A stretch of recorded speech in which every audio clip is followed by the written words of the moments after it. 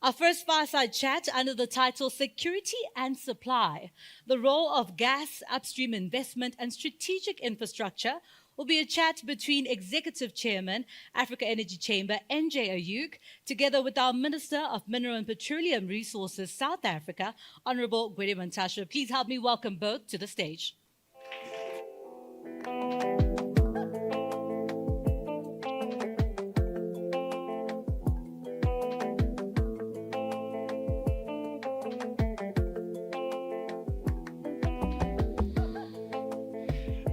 I promise Minister Mantashe we will not be talking about coal. I don't know. I think now he wants to leave. I don't know how to talk about energy without talking coal. We will talk about It's impossible. coal. Minister, what is your view on coal today? Has it changed? Actually, it has changed for the better. It has changed for the better. Coal is going to be with us longer than we expect. In 2024, coal consumption in the world increased, not declined. And that trend is going to continue for a long time because it's a source of energy that is reliable and dependable.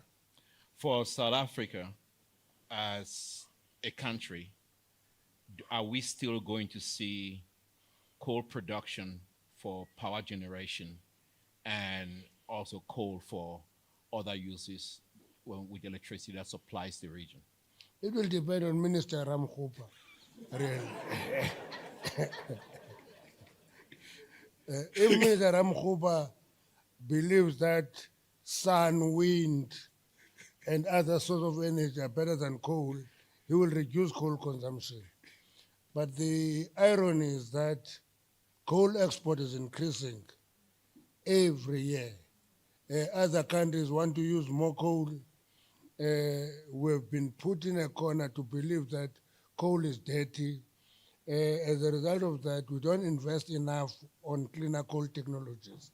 We're having an experiment in South Africa of carbon capture, storage, and use, which we're investing in. We've finished phase one. We're going to finish it and sustain the use of cleaner coal in energy generation. And we're hoping that South African industries can actually appreciate that effort and be part of it.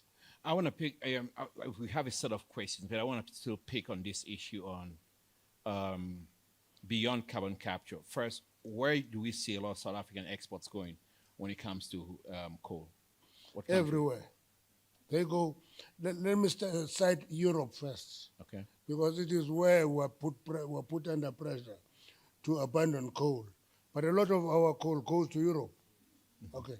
It goes to the East, China, it goes to Vietnam, it goes to many countries. So it goes everywhere.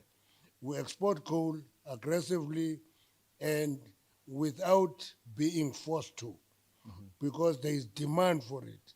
And what I always tell my colleagues is that coal is a business. It must be treated like any other business. They must find the market. They must meet the demands of the market, supply that market. If they don't do that, coal is going to collapse. Actually, when we're looking into the critical minerals in South Africa, we put coal among the top 5. Minister, I must stop you there. Yeah. You were a professor and you were teaching somebody this morning that there's no, mining is just mining, there's no critical. Have you gone back on your position? No, every mineral is critical. But you, as a professor, you told her that there's no critical. Every mineral is critical, depends on where you are. That's why there's no universal definition of critical minerals. If you go to the United States, critical mineral will be defined in terms of the contribution in the defense industry. If you go to China, it will depend on the contribution to the technological industry. If you go to Europe, it will depend on the contribution on the greening of the economy. And that moves from area to area. And that makes mining and every mineral a critical mineral depending on where you are. We have, and I want to just pick on the same mining and beyond coal, but the entire mining industry, one of the key issues we're seeing is financing going to African miners. We're seeing a restriction on financing going to them. What are you doing as a ministry or as a government to ensure that African miners get the access to capital that is needed for them to be able to conduct the activity?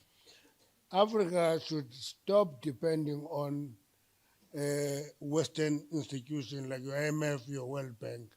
African development agencies must avail finances for development of the continent. If they do that, we're going to go very far.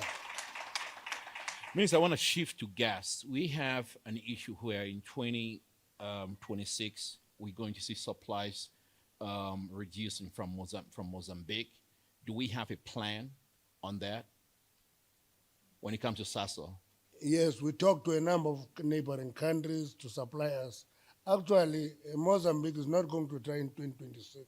It's going to take longer because we're having a pipeline to Mozambique. All we're going to do is to develop infrastructure to move further south to access the new gas deposits in Mozambique into the Romco pipeline and avail gas to South Africa. But that's not the solution.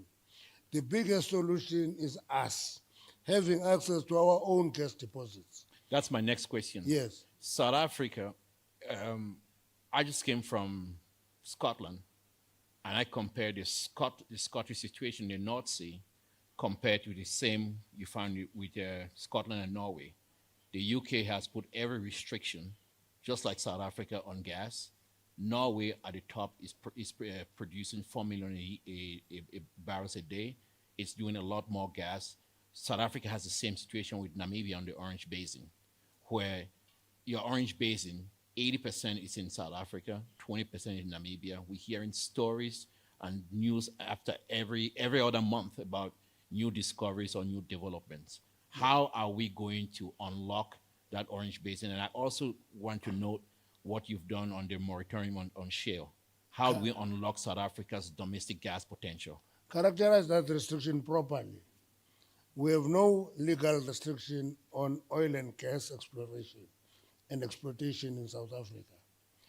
The biggest challenge is foreign-funded NGOs that take us to court on every gas and oil project. That is what we should overcome. That's why in the pipeline today, we say we must have a legal system that deals with those disputes in an accelerated pace, as Namibia did. And if we do that, we are having to have a breakthrough, and we're going to deal with those disputes at a speed that is necessary to resolve them. And if we do that, for example, Namibia, north of the Orange Basin, has drilled 10 wells. In South Africa, we wanted to drill 3 wells. We ended up in court with a judgment that stops it and all that. We're appealing it. We're going to challenge it to the end because one of the issues that South Africans broadly must appreciate is to appreciate that they will never breathe fresh air in darkness. They need light and then strive to improve. They must develop and actually never counterpose ecology and economics. Integrate economics and ecology, then you will produce what is called sustainable development. Ecological requirements impose conditions us to be responsible in developing economic projects, and we accept that, but blocking development will kill environmental capacity for the country. Minister, you mentioned about what I call lawfare that has really attacked domestic gas development, energy development in South Africa. Do you think it's time to have legislation in Parliament that deals with these issues, that set out the regulations straight, and rather than let judges have to decide on every exploration permit? Let me tell you what informed our approach to many things. We moved to the extreme in some, was that society has a right to demand higher standards from us as former liberation activists than it was on apartheid. We can't lower our standards to a level of apartheid. Therefore, many of our laws were informed by that reality. And I'm saying, in some of them, we move a little bit to the extreme. What we should be doing is to adapt. That's why I was talking of a tribunal that must deal with environmental disputes. That tribunal must accelerate the processing of those disputes without eliminating them. Allow them to be taken up, deal with them legally, properly, and actually find solution to them. And if we do that, we are going to see development. I have said to my colleagues, but people like Professor Ramkhupa say I must put up research information to prove this. I said, if we make a breakthrough on oil and gas, our economy GDP will be around 5 to 8%. And I even think more. that is our next growth point. There is no reason why you shouldn't be the drill baby drill capital of Southern Africa. But we are also seeing in 2025 you did a gas, you released a gas master plan. What's the status of that? The gas master plan is with the Minister of Energy and Electricity. They're driving it. But there's one thing that is important. People don't understand this separation. This separation is very scientific. We are given the primary sectors of the economy. We drive them. Then, once you process them up the value chain, they go to electricity and energy. That's why the gas master plan is electricity and energy. We drill, and give them gas. They must transform it into other commodities that come out of gas. Ours is to drill, and drill.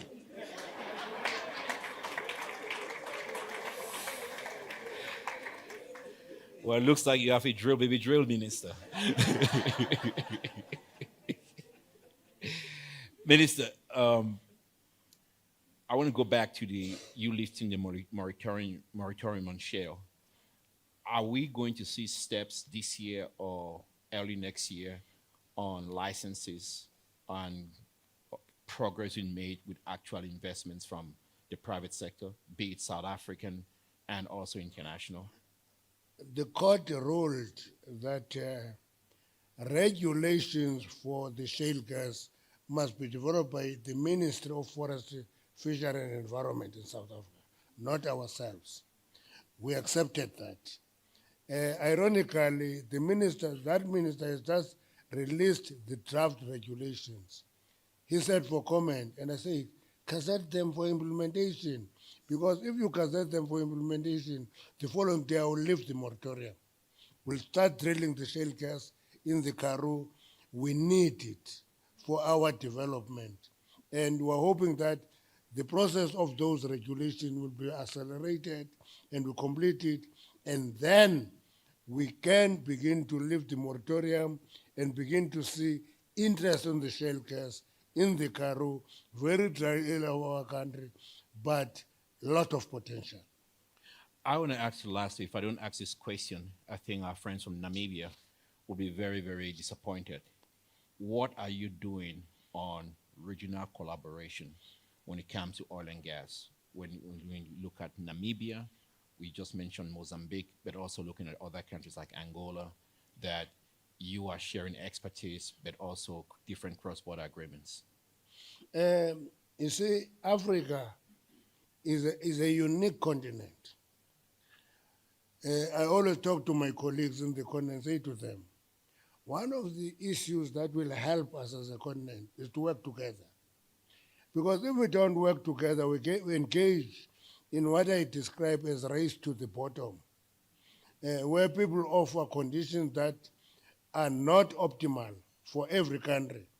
We're talking to these countries and we say to them, if Namibia, if Angola works with other countries right to Zambia to open the Lobito corridor, we say, do develop the Lobito corridor, but remember, not to emphasize pit to port in terms of your mining approach.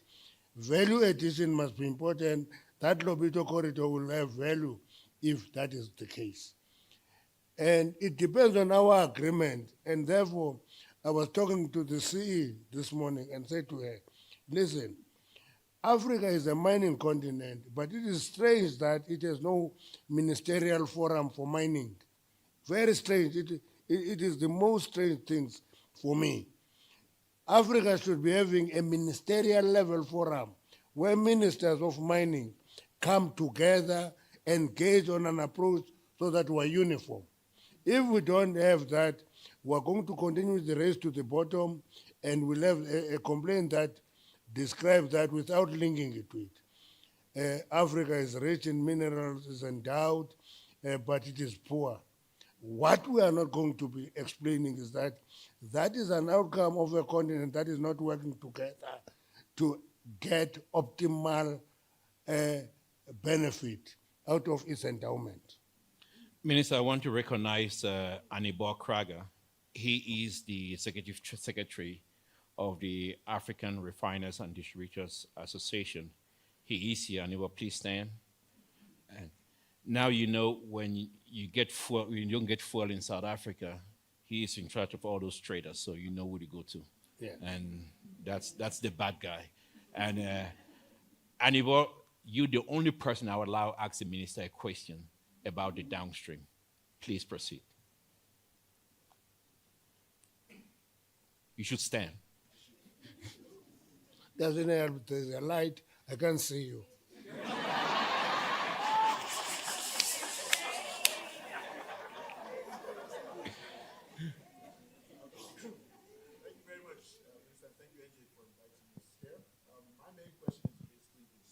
Thank you. South Africa was, I would say, one of the beacons of refining for the continent for many years. And when you look at an energy security position, over the last couple of years, we've had a reduction in the refining capacity. So, talking of regional collaboration, you have also seen other countries where, like Namibia, where crude oil production is going up. So my question is, one, what are we doing in South Africa to ensure that, we can reclaim the mantle of value addition? Because, I go around to all these conferences that NJ does, and everybody's saying we're the number one crude oil producer, but nobody's ever saying we're the number one value adder. What is South Africa doing to reclaim that position? And two, what are you doing for collaboration where rather than a mega refinery being built in Namibia, which would be great, can they actually be working with you to process their crude here for beneficiation? Because your point on the Lobito corridor that I like to point out is that whole corridor it's not going to go. No, yes. no, let me just finish. It's I not give the going to guy run. one question, now he goes to two and he wants to do my three. All right, fine. Cut me off. No, but seriously, Lobito corridor is going to run on diesel. It's not going to run on crude oil. So what are you doing in terms of collaboration for refining to ensure that there's value addition? Two, for regional collaboration with value addition and beneficiation. Thank you. Minister, before you go on it, I think I brought this up because of leadership. Almost $150 billion spent by Africa importing refined products. And a lot of that money is being spent by South Africa.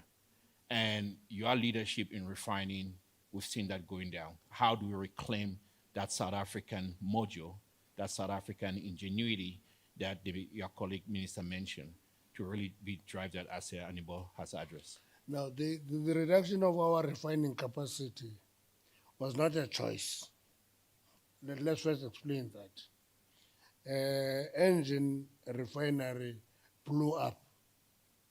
They opted not to revive it, but opt for imported processed products. BP and Shell were owning Supref.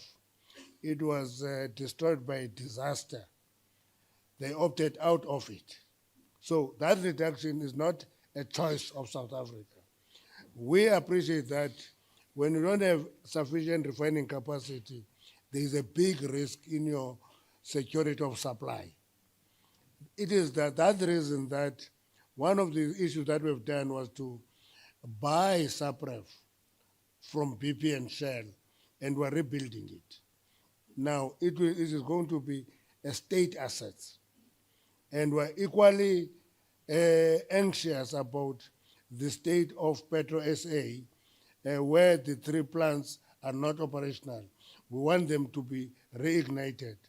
Then that will improve our refining capacity. But we're also putting our eye on the developments in the continent. The Dangote refinery in Nigeria is quite a positive add. And we're hoping that the discussion between Angola and Botswana is also a discussion that we're paying attention to, because we don't need refining capacity for South Africa. Africa as a continent needs refining capacity. We have sufficient storage capacity in South Africa that actually help us import processed products. But we know that you can't only depend on processed products. You must refine here to limit the risk. And therefore, that's why we're investing in that area of work as the state. Minister, final question. Where do you see, a few months ago you launched SANPC. Where do you see it going? Are we on track? We're getting them to move faster? Let me give you a very open and honest answer. SNPC, from where we stand, want to create a South African champion for petroleum. That's what we're doing. I want to invest everything. But it is done with subsidiaries of Central Energy Fund. And therefore, when you build as an NPC, you must all the time go and nudge SAF to appreciate this importance of this vehicle for the industry. Sometimes SAF itself will look into its own balance sheet and move slower than we expect. But our view is that SANPEC is the most appropriate project undertaken by SAF. It is up to us to pull our resources and energy together to make it work. It must compete in the market. It must compete with everybody. It must have a good market share in that it is a petroleum champion for the country. We want to build is that once we do that, Strategic Fuel Fund, iGas, and Petro SA will disappear, and SANPEC will take them as a merged group in one, and it must be operationalized. That is what keeps us awake at night. Mr. Mantashe, I hope we don't have more to keep you awake, but we wish you luck, and it's never a dull moment having a conversation with Minister Mantashe. Thank you so much, and we appreciate it.